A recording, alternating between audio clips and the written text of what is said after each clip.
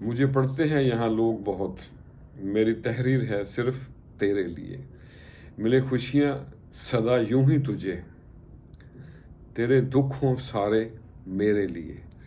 یہ میری ایک پرانی نظم کے کچھ دو اشعار ہیں۔ شوہر کے لیے بیوی سے بڑھ کے اور بیوی کے لیے شوہر سے بڑھ کے کوئی دوست نہیں ہوتا۔ اگر آپس میں مشورے کے ساتھ زندگی گزاری جائے تو پرسکون رہتے ہیں۔ تو آج ہماری ویڈنگ اینیورسری ہے، تو اسی کے حوالے سے میں نے کچھ تھوڑی سی طبع آزمائی کی ہے، تو آپ سے بھی شیئر کرتے ہیں۔ تو عرض کیا ہے،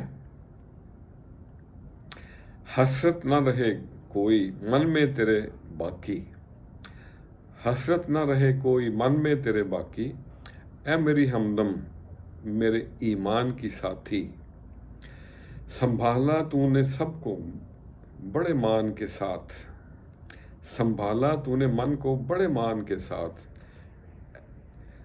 گہوارہ بنا گھر یہ میری تنہائیوں کی ساتھی، نبھتا رہے ساتھ اپنا اسی شان کے ساتھ، نبھتا رہے ساتھ اپنا اسی شان کے ساتھ، اور جنت میں ہو تو ہی میری ساتھی، حسرت نہ رہے کوئی من میں تیرے باقی۔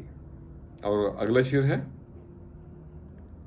رہے بہار کی رونق پتجھڑ کا نہ ہو سایہ، رہے بہار کی رونق پتجھڑ کا نہ ہو سایہ، رنگ ہوں کوسے قضا کے اطراف تیرے ساتھی،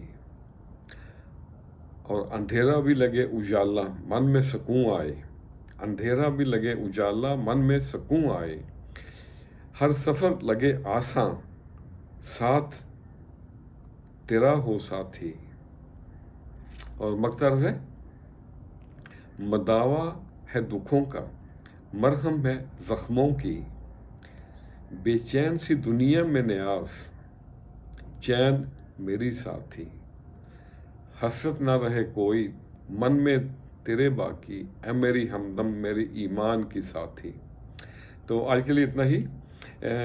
اپنی بات راحت اندوئی کے دو اشعار پہ ختم کرتے ہیں۔